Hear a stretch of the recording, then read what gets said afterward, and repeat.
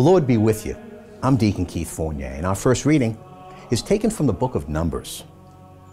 Yahweh spoke to Moses and said, "Speak to Aaron and his sons and say, 'This is how you must bless the Israelites.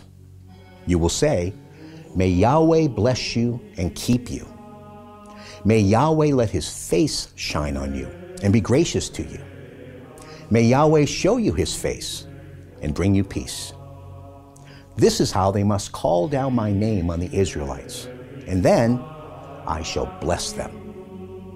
And our response is taken from Psalm 67. "Then the earth will acknowledge your ways, and all nations your power to save. Let the nations praise you, God. Let all the nations praise you. Let the nations praise you, God. Let all the nations praise you. The earth has yielded its produce. God, our God, has blessed us."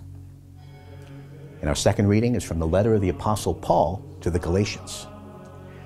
"But when the completion of the time came, God sent his Son, born of a woman, born a subject of the law, to redeem the subjects of the law, so that we could receive adoption as sons.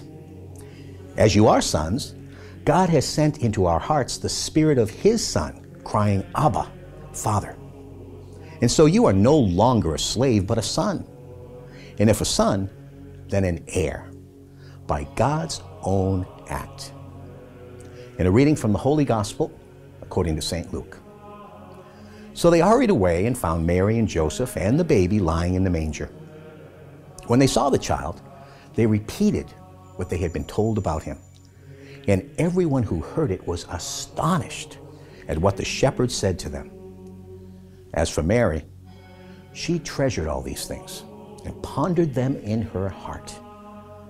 And the shepherds went back, glorifying and praising God for all they had heard and seen, just as they had been told.